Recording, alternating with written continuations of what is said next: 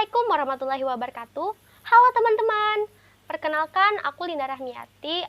Aku merupakan mahasiswa di Prodi Ilmu Komunikasi angkatan 2018, Fakultas Ilmu Sosial dan Ilmu Politik Universitas Lambung Mangkurat Banjarmasin. Ini merupakan podcast pertama aku, di mana podcast ini dipertunjukkan untuk memenuhi nilai ujian akhir semester mata kuliah Manajemen Public Relation. Nah, teman-teman, kalian penasaran nggak sih apa yang bakal aku bahas di sini? Kalau kalian penasaran apa yang bakal aku bahas, kalian harus tetap nonton video ini. Jangan kemana-mana ya.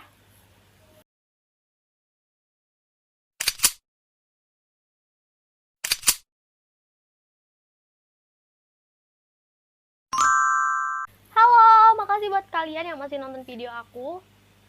Di sini aku bakal bahas tentang topik publik yang sempat ramai beberapa waktu lalu diperbincangkan, yaitu tentang bocornya data pribadi di sosial media. Nah, seperti yang kita tahu, data pribadi merupakan identitas diri yang menjadi aset atau komoditas bernilai tinggi di era data dan ekonomi digital. Dari data yang aku dapat, ada sekitar 279 juta data penduduk Indonesia yang bocor dan diperjualbelikan. Wow, banyak banget kan? 279 juta. Dan kita nggak tahu apakah kita termasuk di situ apa enggak. Semoga enggak ya. Kemudian dari hal itu tuh, yang pertama kali aku pikirin tuh, buat apa? Ya kan? Kalian mikir nggak sih, buat apa gitu kita beli data pribadi, sedangkan kita punya data pribadi sendiri? Awalnya aku mikir gitu. Ternyata semua nggak sesimpel itu, guys. Mereka beli data pribadi itu bukan buat mereka pakai, bukan buat mereka ganti identitas diri, bukan. Mereka menggunakan itu buat hal-hal yang bisa aja ngerugiin kita, yaitu seperti pinjaman online, transportasi online, dan tagihan palsu. Aduh, bahaya banget kan ya kalau sampai nih data pribadi kita bocor. Kayak pengalaman pribadi aku, tapi ini bukan data pribadi sih, ini cuma sekedar nomor telepon. Awalnya aku tuh ditelepon dari pihak pinjaman online, dimana mereka tuh bertanya satu nama yang aku tuh nggak kenal, tapi mereka meyakini kalau aku tuh kenal sama si nama itu dikarenakan nomor aku menjadi panggilan darurat oleh si peminjam. Kaget dong aku, sedangkan aku nggak kenal sama orangnya. Ya udah, terus walaupun itu bukan data pribadi, menurut aku itu tuh mengganggu banget, karena aku tiap hari digangguin dan ditanya apakah kenal sama ini, bisakah dikonfirmasi, gitu-gitu terus kan. Sedangkan udah berpuluh-puluh kali nih aku bilang aku nggak kenal dan bisa mempertanggungjawabkan apa yang aku bilang gitu.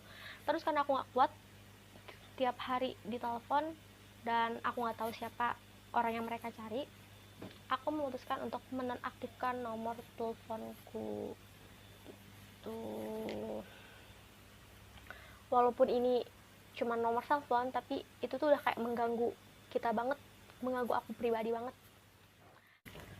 Tapi teman-teman jangan khawatir, sekarang udah ada hukum yang mengatur tentang perlindungan data pribadi, yaitu RRU Perlindungan Data Pribadi atau RRU PDP.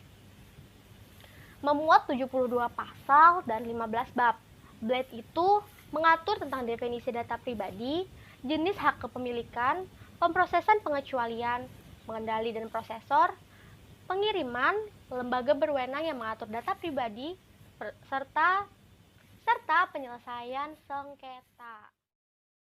Selain itu teman-teman, RUU tersebut juga akan mengatur kerjasama internasional hingga sanksi yang dikenakan atas penyalahgunaan data pribadi.